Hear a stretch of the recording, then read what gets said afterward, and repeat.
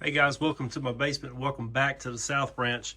Wrapping up a lazy Sunday afternoon here, and I figured before I'd shut the layout lights off, I'd grab the phone and take you on a quick video tour. That way you can see the latest happenings on the South Branch.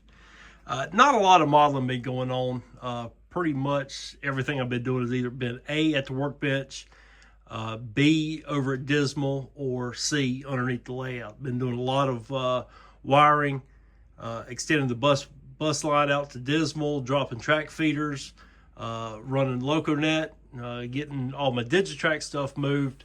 So nothing really photogenic or thrilling to say the least, but stuff that needs to be done and over with anyway. But up here we're on the north end of the layout. This is Race Fork yard. Race Fork is where the South Branch joins back in with the Buchanan Branch to go into points north, Williamson, Portsmouth, so on and so forth. Race Fork's just a small 4-track staging yard. 2 of the tracks are stubbed in against the wall, and the other 2 are tied in to create a runaround. And this is where the power's cut off and run around the trains after they get done weighing. I kind of had a notch around my electrical panel there. But you gotta do what you gotta do sometimes. Train in the foreground is a empty hopper train, 807. 807 came out of Lambert's Point, and will make its way on down to Console, and it'll load at Console, which is on the south end of the Buchanan Branch, just south of Page Junction. A couple other hopper trains back there. There's mine run U52 and U54, and then you see local freight U27. That's a daily local between Race Fork and Dismal. And a couple Alco C420 sitting in the diesel shop. Leaving Race Fork, we come through Knox Creek and Knox Creek Tunnel before we get to the town of Straight Fort, Virginia. Past a small N&W material yard.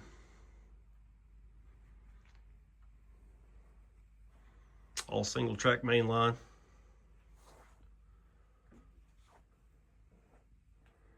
The first loader here, that's Thomas Coal. Before we get in the town of Straight Fort. Small, sleepy coal mine in town. Former N&W station.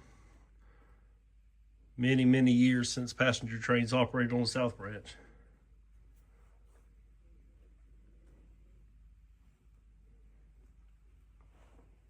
The next loadout is Pierce Coal Company. Just a simple truck dump operation.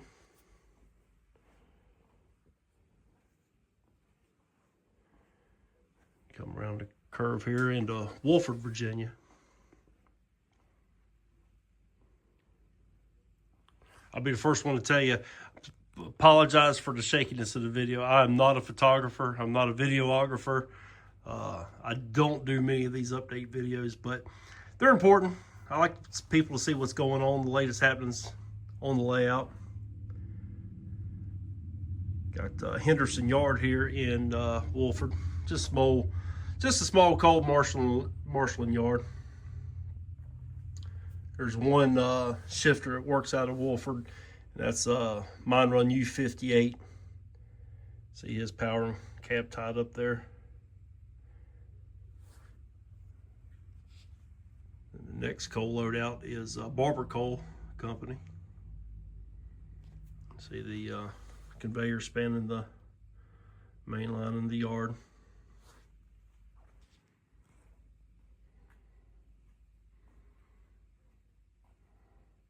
Got the yard office. And the ammonium nitrate facility. That's that and Rogers Mine Supply Company. Those are worked by local U-27 out of Raceford. Then you got Smokeless Coal, Coke Company.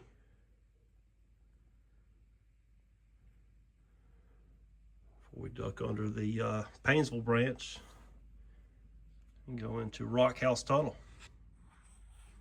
Coming out of Rock House Tunnel, you see we're just on the other side of Knox Creek. We come by the unscenic portion of the layout, which this used to be the old Dismal staging yard, which worked well. It was small, and I knew after the first couple test sessions I did that I needed a bigger staging for Dismal in the south end of the South Branch. So what was the staging yard, I've now turned into Superior Paper. And I wanted to put a non-coal industry on the layout, just to kind of break up the monotony of coal trains. And this will take in a few covered hoppers, some wood chips, and the slurry tanks. And then it goes behind the water heater and behind the furnace. And then we get to the new Dismal staging yard. So we're just on the opposite side of Straight Forward. And then we pop through the tunnel, or what will be a tunnel, and come into Dismal. And Dismal Yard is a 7-track staging yard, roughly 12 and a half feet long. I got it right over my toolboxes, and I relocated all my Digitrax equipment there on top of the toolbox. So I got everything in one place. And I decided everything's code 83, and everywhere except here, I've exclusively used Walther's turnouts. And then after reading about some of the issues Matt Fisher was having with the Walther's turnouts, I decided to jump ship from the Walther's turnouts and went with the old trusty, reliable Atlas. Just a straight standard number 6 turnouts. And Caboose Hobbies ground throws. And this yard will be scenic. Still undecided whether or not I'm going to do a backdrop on it. I got my signs above the staging yard now, so I don't know if I'll do a backdrop here. But I will paint and weather the rail and do scenery here in this location. And because this would be really the first thing you see when you come down the basement steps. So we'll definitely get some scenery going on over here. And for my programming track, I'm going to model the programming track as a 8th abandoned yard track.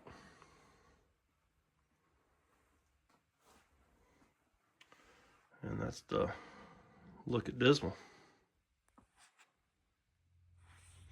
We'll end our quick video of the South Branch by coming back here to Henderson Yard in Wolford, Virginia. And this is where the Paynesville branch splits off the South Branch and runs from Wolford up to Paynesville, West Virginia. You see, that's the track here. Comes off the yard track, or off the yard ladder, and it makes its way up around the curve on a gentle 2% grade. And it works a few coal loadouts, one of which here's Old Camp Coal Company. That is basically a smaller Island Creek coal. For those of y'all that are familiar with the area. And passes behind the town of Straight Forward. Underneath the conveyor for Thomas Coal. Before going through Presley Tunnel. And right before you get to Presley Tunnel, you have to switch there. It goes to the American Coal and Coke Company. That's just a simple as designed Walther's kit. That fit perfect up here. You got small company houses there behind it.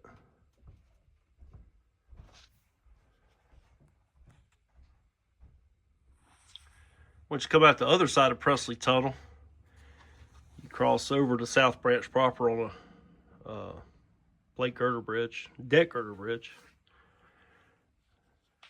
It crosses over Race Fork on a plate girder bridge. And you get to the last model coal loadout, which is Pocahontas Fuel. And then it just comes into a small 3-track staging yard. Oops. Up here, just right above Race Fork. And I have one local that runs between Dismal and Paynesville, and just a few, random general freight cars representing some off-layout industries. And then I got two. The backtrack represents Crystal Coal and Coke Company, which is another Island Creek coal operation. And those 4 cars there represent 2 more off-layout coal mines, Elizabeth Coal number 4, and the 2-car spot for beside Crystal Coal, F55. There you have it. Just a quick little run by before I cut the layout lights off and head upstairs for supper. I need to do a more in-depth layout tour.